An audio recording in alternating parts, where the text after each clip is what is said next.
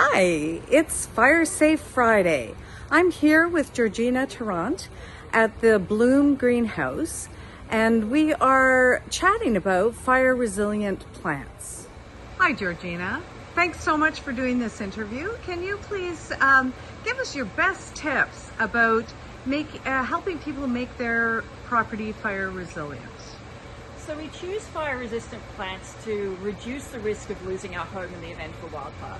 We want to avoid an ember flying through the air ahead of a wildfire, landing on something in our landscape and setting fire to our garden and to our home.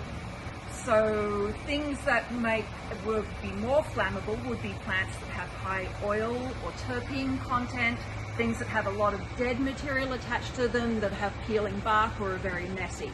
So on the left here, I have a cart of such plants. We've got our conifers at the back, our cedar and our spruce. We've got ornamental grass. This is a fountain grass. And we've also got hollies, all of which contain a lot of oils and so are not suitable for fire-smart landscaping.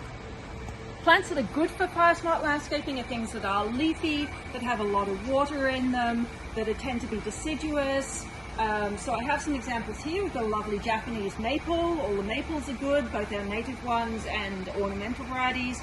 I've got forsythia, which is very easy. We've got a PJM rhododendron here, dappled willow, and native chokeberry. And also, most perennials and little creeping things are also fireproof. So they're really important. When we look at fire-smart landscaping, we need to think about zones and having different plants in different zones. So zone 1 is the 1.5 meters, 5 feet near our house.